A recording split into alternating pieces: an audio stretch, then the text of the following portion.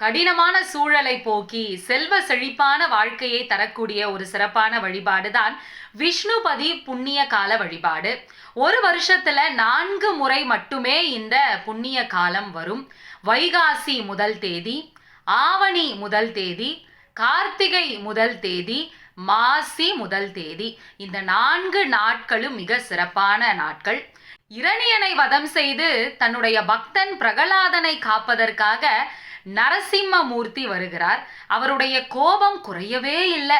ரொம்ப உக்கிரமா இருந்த அவரை பார்த்து பயந்த தேவர்களும் முனிவர்களும் மகாலட்சுமிய உதவிக்கு அழைக்கிறாங்க. மகாலட்சுமி நரசிம்மர் முன்பு வருகிறார்.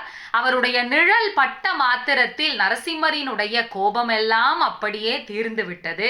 தன்னுடைய மடியில் அமர்த்தி கருணை பொழியக்கூடிய வகையில் லக்ஷ்மி நரசிம்மராக மாறினார்.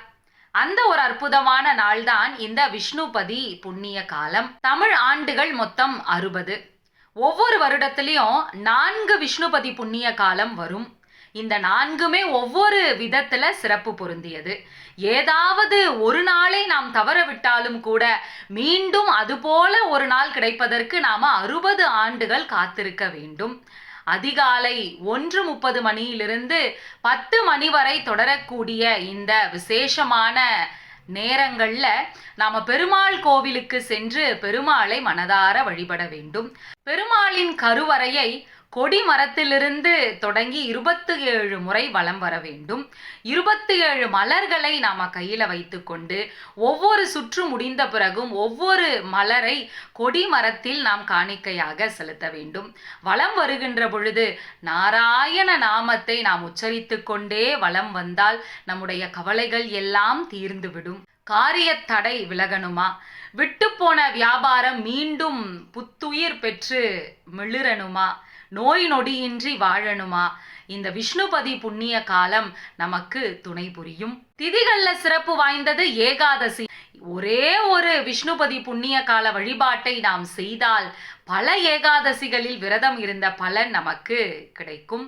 இந்த அற்புதமான நாள்ல முன்னோர்களுக்கு தர்ப்பணம் கொடுப்பது, வயதான தம்பதிகளுக்கு பாத பூசை செய்வது, ஆலயங்கள்ல அரிசி மாவு கோலம் போடுவது, திருவிளக்கினை ஏற்றி வழிபடுவது, இவையெல்லாம் நமக்கு புண்ணியத்தை இன்னும் அதிகப்படுத்தும்.